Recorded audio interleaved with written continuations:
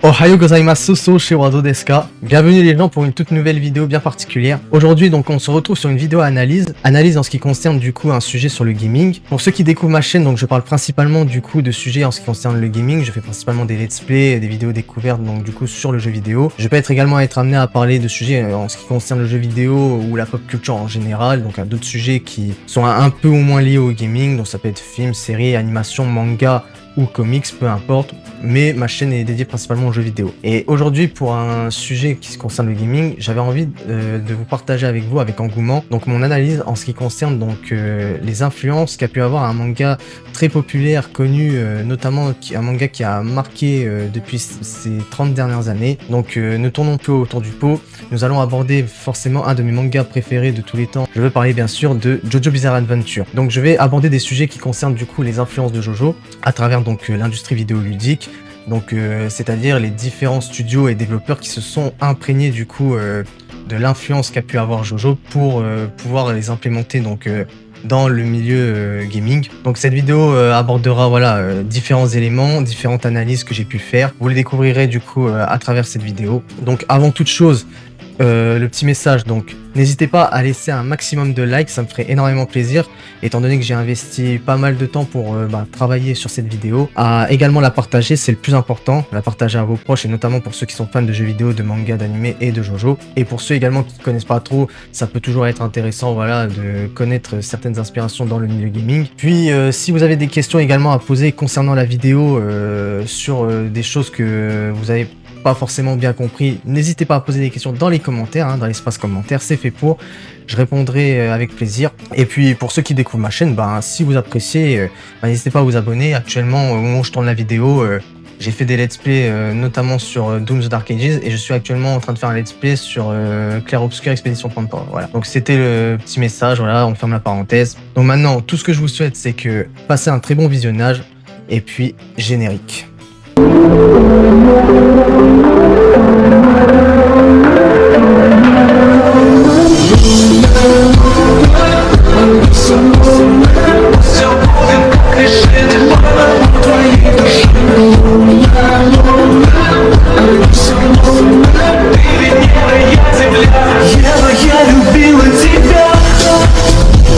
Laissez-moi vous résumer du coup ce qu'est JoJo.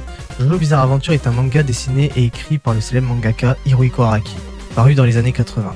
Publié en 1987 dans le magazine du Weekly Shonen Jump, parmi les classiques comme Hokuto no Ken ou Dragon Ball ou encore City Hunter, cette série longue compte actuellement plus de 134 tomes à son actif, qui est toujours en cours de parution à travers sa dernière partie, The JoJo Land, qui a débuté en 2023. A préciser que l'œuvre a été publiée dans le Shonen Jump durant ses 6 premières séries, de Phantom Blown à Stone Ocean, puis c'est à compter de 2004, lors du début de la sérialisation de la partie 7 Silver Run, que l'auteur a décidé de publier ses œuvres dans le magazine de l'Ultra Jump, un magazine seinen s'adressant à un public plus adulte et mature, étant donné que l'auteur commençait à aborder des thématiques beaucoup plus complexes. Il voulait expérimenter davantage dans une narration plus lente, symbolique et une ambiance plus mûre. Pour résumer rapidement ce qu'est JoJo, on initie l'histoire d'une dynastie de héros à travers les âges et différentes époques, qui n'est autre que la famille Joestar. Chaque descendant porte généralement un nom pouvant être abrégé en Jojo, exemple Jonathan Joestar, Jotaro Kujo ou Jolin Kujo. Donc à travers le nom et le prénom, on peut retrouver l'initiale Jojo. Ces héros de la même famille vivent des aventures bizarres, normal vu que c'est indiqué dans le titre, luttant contre les forces du mal dans un contexte totalement différent à chaque saison, ce qui fait la force de l'œuvre car l'auteur arrive toujours à s'innover en proposant des thèmes mais aussi un ton et un style graphique différents, passant d'une horreur gothique victorienne à une histoire de mafia italienne. Étant considéré comme une œuvre culte, inclassable mais aussi bizarre, JoJo n'a pas pu s'empêcher d'être la source d'inspiration à diverses œuvres de la pop culture, notamment dans le monde du manga et du shonen. Mais il faut savoir que l'influence de JoJo est beaucoup plus impactant à travers l'industrie du jeu vidéo. En effet, voici les raisons pourquoi j'aborde le sujet. Parlons des inspirations majeures de JoJo à travers le jeu vidéo. Persona. Si vous êtes des joueurs qui ont pour habitude de jouer à des jeux style JRPG japonais, dans un ton assez extravagant et surnaturel, vous avez forcément en tête une licence particulière qui s'inspire beaucoup de l'œuvre d'Hirohiko Araki. Je parle bien sûr de la licence Persona, développée par Peace Studio et éditée par Atlus depuis 1996. Pour résumer rapidement, Persona est une série de jeux vidéo RPG japonais dérivée de la saga Shin Megami Tensei. La licence compte 5 jeux à son actif. Les jeux prennent place majoritairement au Japon où vous incarnez un personnage généralement un lycéen, où vous serez amené à devoir gérer votre vie quotidienne et explorer des donjons en affrontant des ennemis dans des combats au tour par tour. Le gameplay mélange à la fois le côté simulation de vie et phase donjons et combats. Persona, c'est une licence unique, visual novel et gestion de vie sociale, avec des thèmes profonds et un style visuel fort. Au sein de cette licence, on y trouve beaucoup d'inspiration de JoJo Bizarre Adventure, que ce soit dans le style visuel, les combats ou des références. En effet, dans Persona, les héros affrontent des ennemis en invoquant des entités psychiques appelées Persona, qui est la manifestation de leur esprit combatif. On peut y voir une inspiration directe du concept des stands dans JoJo, apparu pour la première fois dans la partie 3 Stardust Crusader en 1989. Les stands qui sont eux aussi l'incarnation psychique de l'esprit combatif de nos héros, possédant une capacité bien particulière et souvent assez complexe dans la compréhension. Le concept des personnages reste très similaire mais avec une approche plus élémentaire. Parmi les inspirations de JoJo, on y trouve aussi le concept des cartes du tarot dans Persona. Celles-ci sont illustrées sous la forme d'arcanes du tarot, représentant une catégorie de personnages qui partagent une thématique commune. Elles servent à la fois de classement mais aussi de mécanique de progression sociale et elles représentent un symbolisme narratif qui reflète les thèmes de l'histoire et des personnages. Dans JoJo Bizarre Adventure, les cartes du tarot font leur apparition dans la partie 3 Stardust Crusader. Elles ont un rôle très différent comparé à Persona. Le tarot sert uniquement de système de nommage et de thématique pour les stands au début de la partie. Araki s'est inspiré des significations symboliques traditionnelles des arcanes, mais en prenant un peu de liberté dans le changement des noms. Exemple, le magicien devenu Magician Red, le stand de Mohamed Afdol ayant la capacité de manipuler le feu, ou Hermite, qui n'est d'autre que le stand de Joseph Joestar, Hermite Purple, des ronces capables de révéler des informations à travers des images, ou encore la carte de l'étoile représentant le stand emblématique de Jotaro Kujo, Star Platinum, symbolisant l'espoir, la guidance et la puissance protectrice, dont les pouvoirs sont la force et la vitesse surhumaine, précision chirurgicale et capacité ultime de pouvoir arrêter le temps. Une fois la majorité des arcanes majeures présentées, l'auteur nommera le nom de ces stands par le thème des dieux égyptiens, puis par la suite en s'inspirant des groupes et chansons de la musique pop-rock des années 80-90. Pour finir, certains développeurs se sont amusés à laisser des références à JoJo dans leur jeu. Exemple, dans Persona 5, vous êtes interrogé en classe par le professeur pour répondre à la question qui est What is the name of a phenomenon where the second hand looks like it stopped moving? Qui se traduit en français, quel est le nom du phénomène où la trotteuse semble s'arrêter de bouger? Le jeu vous propose de sélectionner alors 4 réponses et parmi ces réponses au choix, on y trouve The World. Énorme clin d'œil au stand de Dio Brando ayant la capacité d'arrêter le temps. Autre référence à Dio est celle dans la suite de Persona 5 Striker où à un moment dans le jeu vous êtes confronté face à un boss qui n'est autre que l'écrivain star narcissique de la monarchie de Sendai, Ango Natsume. Celui-ci dévoile sa transformation Nightmare Dragon Ango, une forme de dragon doré humanoïde réfléchissant, tenant une pose typiquement très stylisée. Impossible de ne pas faire le rapprochement avec l'antagoniste phare de JoJo qui n'est autre que Dio. On peut dire que la série Persona puise régulièrement l'ADN visuel et narratif de JoJo Bizarre Adventure, que ce soit à travers ses poses théâtrales, ses manifestations spirituelles façon stand, ou ses clins d'œil directs comme la question sur le temps, en intégrant ses références dans son propre style pour enrichir son univers avec une touche d'exubérance et de flamboyance typiquement JoJoesque. Castlevania. Parmi les jeux sortis courant les années 80-90, à la période où JoJo Bizarre Adventure débutait sa sérialisation dans le Jump, beaucoup de développeurs ne se sont pas empêchés de puiser leur inspiration auprès de l'œuvre d'Hirohiko Araki. Et il y a bien une licence datant des années 80 qui ressort du lot. Je parle bien sûr de la légendaire saga qui a propulsé Konami au premier plan de l'industrie vidéoludique, Castlevania. La licence Castlevania est une série de jeux vidéo d'action-aventure en 2D créée par Konami en 1986, un an avant la publication de JoJo. C'est l'une des sagas les plus emblématiques du jeu vidéo japonais, mêlant horreur gothique, action nerveuse et exploration, dont la structure du gameplay des premiers jeux était linéaire avec des niveaux successifs, une difficulté élevée et des boss en fin de stage. Par la suite, les jeux vont monter vers une structure exploratoire inspirée de Metroid, sorti courant la même année que Castlevania. Exemple, grande carte interconnectée, progression non linéaire, acquisition d'objets pour débloquer de nouvelles zones. Dans la saga Castlevania, vous incarnez principalement un membre de la famille Belmont, qui sont des chasseurs de vampires porteurs du fouet légendaire Vampire Killer. Votre objectif consiste tout simplement à vaincre Dracula et mettre fin à sa menace sur le monde. On peut ainsi rapprocher la famille Belmont des Joestar, deux dynasties légendaires vouées depuis des générations à pourchasser et détruire un adversaire vampirique emblématique. Dracula pour les Belmont, Dio Brando pour les Joestar. ennemi éternel qui ne cesse de renaître. Au sein de la licence Castlevania, on y trouve des références à JoJo dans la plupart des jeux. Exemple, dans Castlevania Symphony of the Night, sorti en 1997 sur PlayStation 1, on peut y trouver un masque de pierre qui fait immédiatement penser au Stone Mask dans JoJo Bizarre Adventure, celui qui transforme Dio en vampire. Vous pouvez l'équiper dans votre inventaire pour augmenter légèrement votre défense dans les statistiques. C'est un petit easter egg JoJo pur et dur. Dans Castlevania Harmony of Dissonance, sorti en 2002 sur Game Boy Advance, le personnage principal, Juste Belmont, peut obtenir une attaque appelée Summoning Tome, ayant la capacité d'invoquer une silhouette spectrale qui se dresse devant lui et enchaîne une rafale de coups rapides. Visuellement, l'esprit ressemble clairement à un stand. Pendant cette rafale de coups, Juste crie quelque chose qui sonne clairement comme un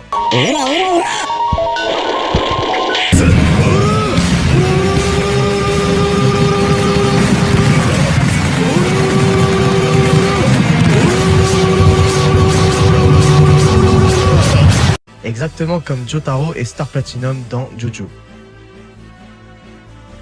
Pour finir, dans Castlevania Dawn of Sorrow, sorti en 2005 sur Nintendo DS, on y décèle la référence à JoJo la plus flagrante. En effet, vous êtes amené à affronter un des boss du jeu nommé Zephyr, dont son pouvoir est d'arrêter complètement le temps en criant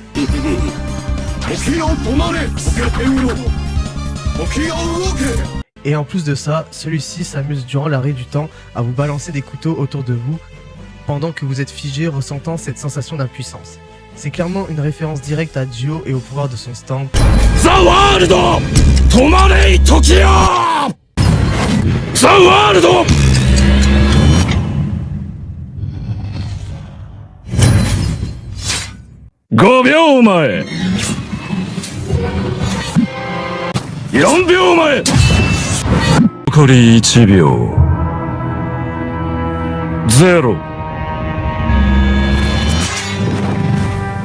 Capable lui aussi d'arrêter le temps et de balancer des couteaux avec perfidie sur son adversaire. En définitive, Castlevania, au-delà de son univers gothique unique, porte l'empreinte de nombreuses influences, dont celle évidente de JoJo Bizarre Adventure. Du parallèle entre Belmont et Joestar, au clin d'œil comme le masque de pierre, l'arrêt du temps ou les rafales de...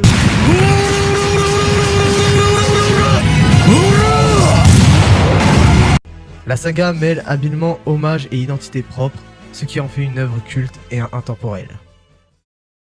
Les licences de jeux Capcom. Dans l'industrie vidéoludique japonaise, nous avons pu voir les différents studios de jeux vidéo tirer leur inspiration auprès de JoJo Bizarre Adventure, tels qu'Atlus ou Konami pendant l'âge d'or des consoles 8 bits et 16 bits. S'il y a bien un studio durant cette période qui a été énormément influencé par l'œuvre d'Hirohiko Araki, c'est bien sûr Capcom, de son nom Capsule Computers, la société japonaise de développement et d'édition de jeux vidéo, fondée en 1979 à Osaka au Japon. C'est l'une des sociétés ludiques qui a marqué l'histoire de l'industrie du jeu vidéo, notamment durant l'âge d'or de l'arcade dans les années 80 aux grandes licences populaires. Parmi ces licences, on retrouve de nombreuses sagas dont l'inspiration tirée de JoJo n'est plus approuvée. On peut citer par exemple Street Fighter, l'une des franchises de jeux de combat les plus populaires qui a marqué l'âge d'or de l'arcade à son époque. Dans les inspirations de JoJo, nous avons le soldat patriotique américain Guile, apparu pour la première fois dans Street Fighter 2. Son design et sa coupe de cheveux rappellent grandement celui de Stroheim, un personnage de la partie 2 de JoJo, Battle Tendency, qui lui aussi est un soldat atypique mais totalement opposé, disons dans le sens moral. En effet, s'ils abordent tous les deux un style militaire flamboyant, leur valeur les place à des extrêmes radicalement différents. Guile qui est un major de l'US Air Force, héros patriote et droit, guidé par l'honneur et la justice, tandis que Stroheim est un officier excentrique, arrogant et parfois cruel, même s'il finit par aider les héros dans JoJo. Il faut savoir que Stroheim n'est pas le seul personnage qui a inspiré le design de Guile, car dans une interview accordée à Famitsu en septembre 1998, le producteur Noritaka Funamitsu a confirmé que l'apparence originale de Guile s'inspirait aussi du célèbre personnage français de la partie 3 de JoJo Stardust Crusaders, j'ai nommé Jean-Pierre Polnareff. Lors du développement de Street Fighter 2, l'artiste Pixel a volontairement élargi sa coupe, ce qui a donné à Guile sa fameuse coiffure repoussée sur les côtés, évoquant beaucoup plus Stroheim. Les développeurs trouvaient ça amusant. Je ne vous comprendrai jamais, vous les Asiatiques. Vous avez un sens de l'esthétique et du bon goût incompréhensible. Pire qu'à voir vos sous-mots. Messieurs, vous me gonflez, je vais aux chiottes. Oh oui, tu es beau, même dans les pays pauvres. Funamitsu a également expliqué que le nom Guile vient d'un quiproquo avec le nom du rival de Polnareff, G-Gale. Un choix choisi de façon un peu maladroite mais adopté finalement par l'équipe de développement. Et enfin, d'après les sources officielles, la célèbre attaque Sonic Boom de Guile devait s'appeler initialement la Divine Sandstorm ou la tempête de sable divine en français, qui se traduit en japonais par Kamizuna Arashi, l'une des attaques spéciales de Wamu, antagoniste secondaire de la partie 2 de JoJo Battle Tendency. Kaze no modo, Kamizuna Arashi. Bogi, Kamizuna Arashi. On peut encore citer beaucoup de personnages liés à JoJo dans Street Fighter, comme Dhalsim, en particulier son habilité à tirer ses membres, directement inspiré par la technique du Zoom Punch dans JoJo par William Antonio Zeppeli. Ceci a été reconnu par Akira Nishitani, planificateur de la série, et Akiman, le designer, qui ont tous deux cité cette source comme référence majeure du pouvoir de Dhalsim. Il y a aussi le personnage de Rose, son design et ses pouvoirs sont largement inspirés de Lisa Isa, personnage aussi de la partie 2 de JoJo Battle Tendency. Les deux sont d'origine italienne, même style élégant, utilisation d'un foulard comme arme et technique à portée moyenne.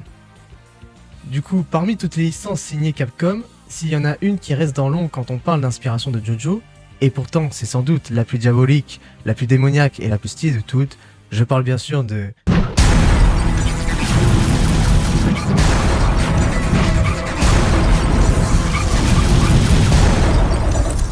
Let's rock, baby.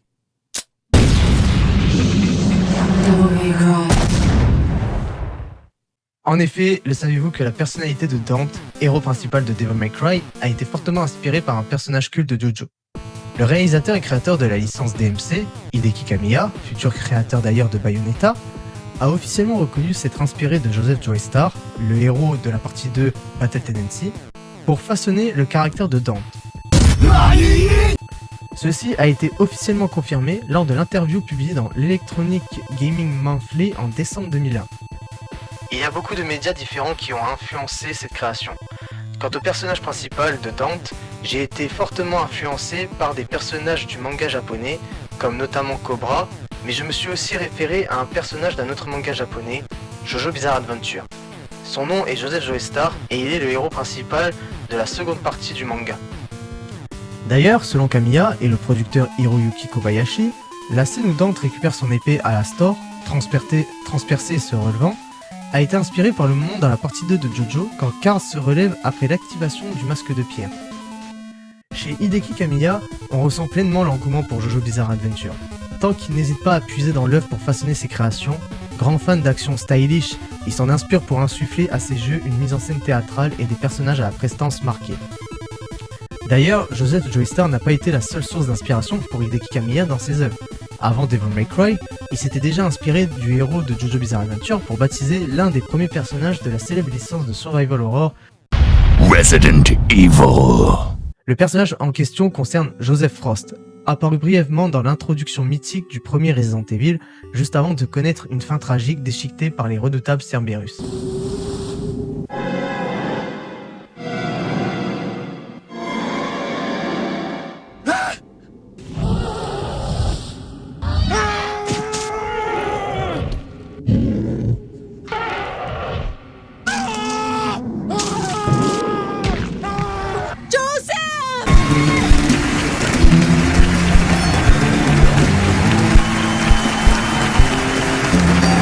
Kamiya confirmera cette source sur son tweet de 2011, citant « Joseph, c'est la raison pour laquelle j'ai nommé un des membres des Stars, Joseph. » Mettant d'ailleurs un hashtag à Konolen en lui posant la question « Quel est ton personnage préféré dans JoJo Bizarre Adventure? Serait-ce Dio ?» D'ailleurs, pour les fans de la licence de Biohazard Resident Evil, dans Resident Evil 2 ainsi que dans son remake, un détail amusant se cache dans le commissariat. Si vous observez bien les bureaux de la police, vous tomberez sur un casier portant le nom de Jojo. Un clin d'œil énorme et typiquement bizarre. Pendant le développement de Resident Evil 2, Capcom planchait également courant 1998 sur un jeu adapté de JoJo Bizarre Adventure. Ce projet donnera naissance à un jeu de combat arcade en versus fighting, Heritage for the Future. Plus tard, Capcom développera également un autre jeu issu de la licence, JoJo Bizarre Adventure, sorti en 2002 sur PlayStation 2, exclusivement au Japon, adaptant la cultissime partie 5 de JoJo Bizarre Adventure, Bento Oreo, ou Golden Wind pour les intimes. Au fil des années, l'ombre de JoJo Bizarre Adventure a plané sur de nombreuses créations de Capcom. Qu'il s'agisse de clins d'œil subtils, comme un nom caché dans un casier de Resident Evil 2, ou d'inspiration directe influençant le design de personnages et d'attaques dans Street Fighter ou Devil May Cry, l'œuvre d'Hirohiko Araki a laissé une empreinte durable. Tellement marquée par cet univers, les développeurs sont même allés jusqu'à en réaliser des adaptations vidéoludiques officielles, comme Heritage for the Future ou JoJo Bizarre Adventure. De simples références visuelles aux jeux directement tirés du manga, Capcom a su tisser un lien unique entre l'univers excentrique de JoJo et ses propres licences, créant un dialogue créatif qui traverse les décennies. Tekken. Dans mon analyse précédente consacrée aux influences de JoJo Bizarre Adventure chez Capcom, j'avais relevé de nombreux exemples montrant comment l'œuvre d'Hirohiko Araki avait inspiré la licence du jeu de combat Street Fighter, tant qu'on y trouvait une multitude de références à JoJo. Mais il faut savoir que Street Fighter n'était pas la seule licence de jeu de combat à sentir l'influence de JoJo dans les années 90. Sur le ring du versus fighting, un autre poids lourd s'est lui aussi laissé imprégner par le style unique d'Araki. Je parle évidemment de la célèbre licence Tekken, née sur arcade en 1994, puis rapidement enchaînée avec un portage sur la première PlayStation en 1995, marquant le début de cette saga légendaire. Commençons par un détail marquant dans le design de l'iconique Kazuya Mishima, figure centrale de la saga Tekken. Combattant à la musculature athlétique, calculateur, froid et impitoyable, il aborde sa tenue emblématique d'un pantalon d'arts martiaux blanc ou noir orné de flammes, mais l'élément le plus notable reste ses gants de combat sans doigts rouges avec des renforts métalliques sur le dessus de la main. Il rappelle fortement les gants violets sans doigts du stand de Jotaro Kujo, Star Platinum, par leur forme ajustée et leur protection similaire, soulignant chez les deux personnages un style combatif et une puissance visuelle commune. Kazuya dispose également d'une transformation démoniaque connue sous le nom de Devil Kazuya, puis d'une mutation qui lui permet de se métamorphoser en une créature humanoïde imposante, à la peau violacée et dotée de pouvoirs surnaturels. La ressemblance avec Star Platinum est frappante. Carrure massive, allure martiale et style visuel quasi identique. Le design de Devil Kazuya évolue au fil des suites de la série. Dès Tekken 2, sa forme se distingue davantage. Il arbore désormais de larges ailes de chauve-souris noirâtres et deux petites cornes pointues, symbole explicite de sa nature démoniaque. On remarque également l'apparition d'une gemme rouge sur son front, un détail qui évoque non pas l'univers de JoJo Bizarre Adventure, mais celui de Bao le Visiteur, un autre manga d'Hirohiko Araki publié en 1984 dans le Weekly Shonen Jump, soit 2 ans avant JoJo. Dans Bao, le héros Ikuro Ashizawa, un adolescent infecté par un parasite extraterrestre le transformant en une arme biologique surpuissante, arbore lui aussi une gemme rouge sur le front. Le parallèle visuel avec Devil Kazuya est frappant, renforçant l'idée d'une possible inspiration tirée de ce personnage. Dans mon analyse sur Street Fighter et ses inspirations issues de JoJo, j'avais déjà souligné l'influence de Jean-Pierre Polnareff sur Guy, notamment à travers sa coupe de cheveux iconique. Mais il apparaît que ce style capillaire a également séduit un autre pilier du versus fighting, je parle bien sûr de Paul Phoenix, introduit dans le tout premier Tekken. Sa haute crête blonde rappelle aussitôt la coiffure extravagante de notre célèbre français Paul Paul, de style flamboyant et mémorable, reflet parfait de la personnalité audacieuse de ses combattants. En plus, avec une coiffure pareille, on pourrait presque le rebaptiser Jean-Pierre Polnareff. Hein? T'as compris la blague, hein? Le jeu de mots Paul, Polnareff, les syllabes, ça colle ensemble, hein? Non? Bravo! Oh, bravo!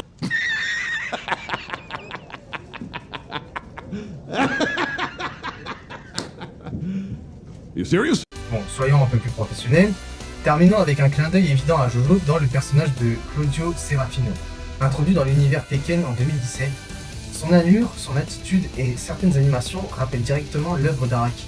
On le voit notamment adopter des poses identiques à celles de Josuke Higashikata ou encore de l'incontournable Dio Brando, comme un hommage assumé au style flamboyant de la série. Arrivederci! Arrivederci!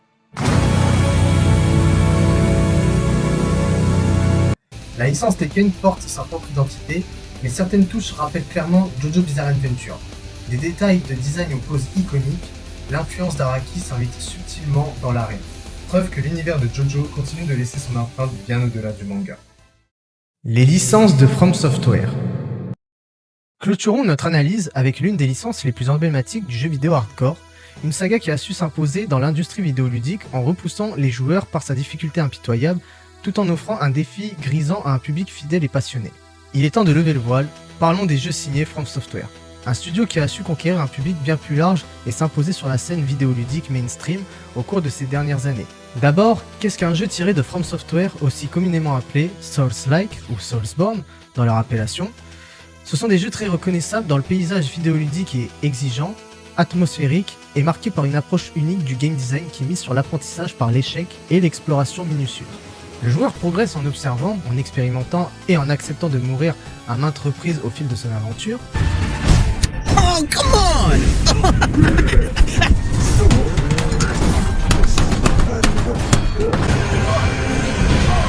The spot marks our grave, but you know us here too, if you like. The gods will awaken.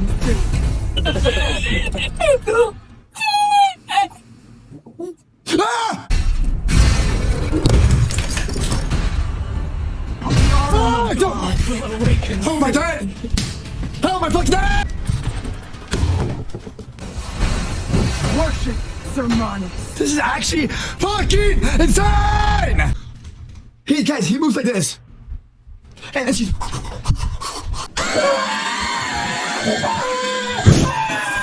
Les environnements, conçus comme de vastes labyrinthes organiques, finissent par se relier de façon inattendue, évoquant le level design caractéristique des Metroidvania. Cet univers de dark fantasy crépusculaire puise largement son inspiration dans Berserk, le manga culte de Kentaro Miura, dont le premier chapitre fut prépublié en 1989 dans le magazine Monthly Animal House. Parmi les titres les plus populaires du genre Souls, on retrouve la saga principale Dark Souls, composée de 3 épisodes et précédée par le précurseur Demon's Souls. Viennent ensuite Bloodborne, exclusivité très appréciée de la PlayStation 4, Sekiro Shadow Die Twice, le plus exigeant en matière de réflexe et de maîtrise, et enfin, récemment, Elden Ring, le plus vaste et ouvert de tous. Dans cette sélection, nous nous concentrerons uniquement sur le premier Dark Souls et Elden Ring, 2 titres qui intègrent des inspirations tirées de l'univers de JoJo Bizarre Adventure. Dans Dark Souls premier du nom, il est possible de débloquer une armure spécifique nommée le Set of Soul. Pour pouvoir l'obtenir, vous serez amené à devoir vaincre Kirk, le chevalier de Soul, qui n'est autre qu'un envahisseur PNJ. La condition est de le battre 3 fois dans la même partie pour que l'armure apparaisse. Après l'avoir battu 3 fois, vous devrez par la suite rejoindre le serment Chaos Servant.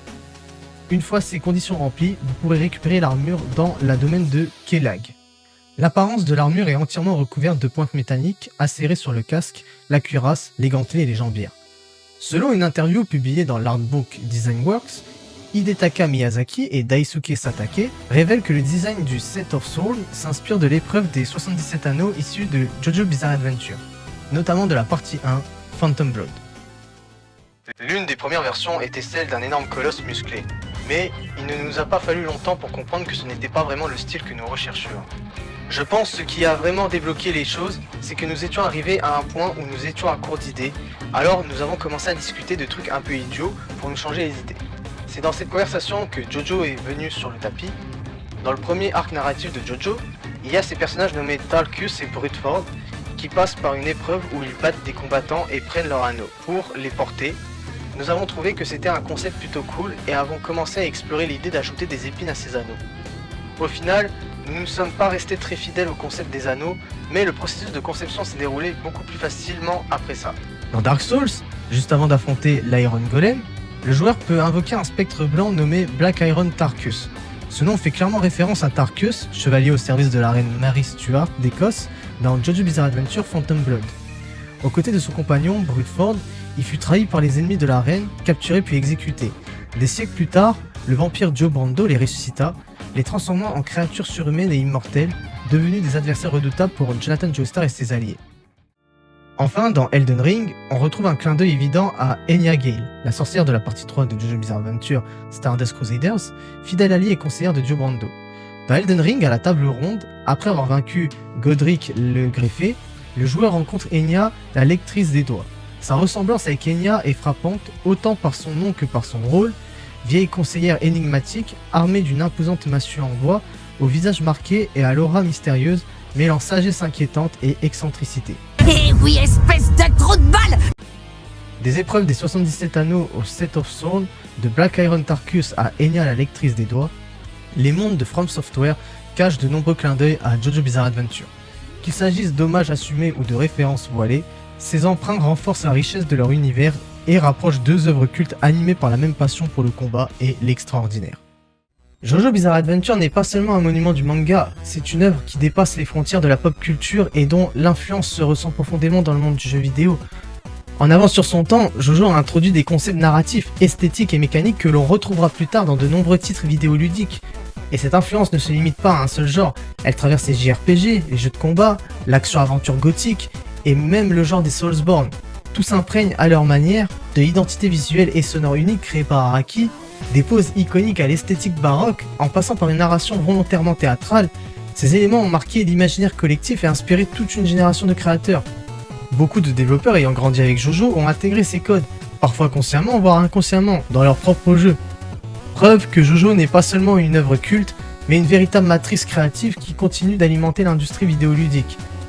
Mention spéciale à quelques jeux que je n'ai pas pu aborder pendant cette vidéo, mais pour moi, que je considère étant des jeux qui ont été fortement influencés par l'œuvre qu'est JoJo Bizarre Adventure. This was our pesky test subject. Mr. Chai, was it? If I said go, go, go!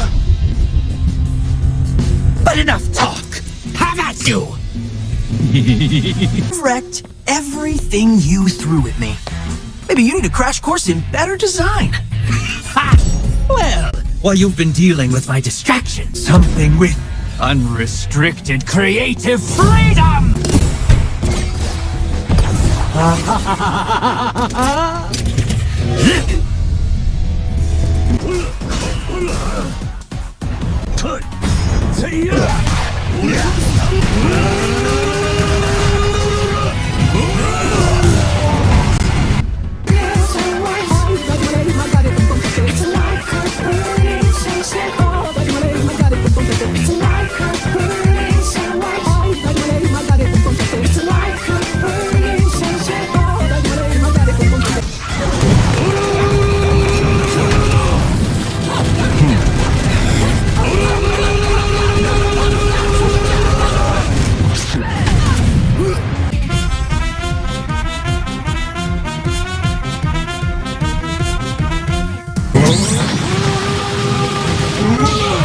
Useless!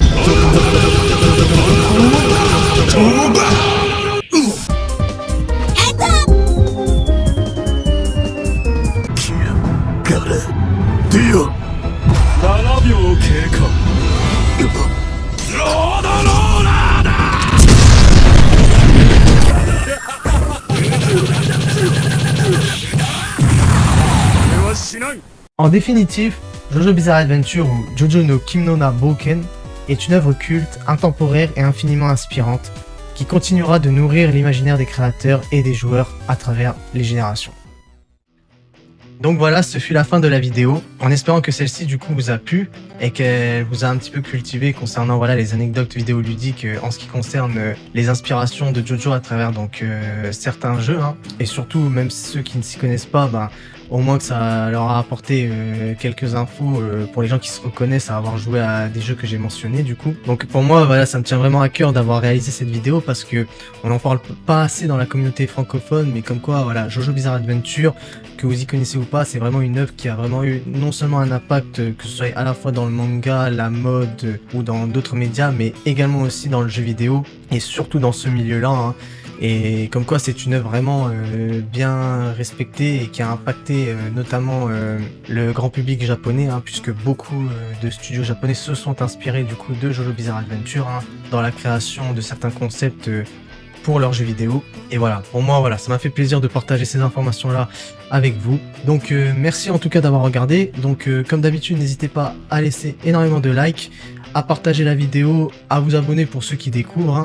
Et surtout, voilà, n'hésitez pas à poser des questions dans les commentaires, surtout pour ce type de vidéo. Si voilà, il y a des sujets auxquels vous aimeriez revenir concernant les différents thèmes que j'ai pu aborder, il n'y a pas de souci, posez-moi des questions. En tout cas, voilà, merci d'avoir visionné la vidéo. Tout ce que je vous dis, c'est que prenez soin de vous les gens, et puis, arrivederci.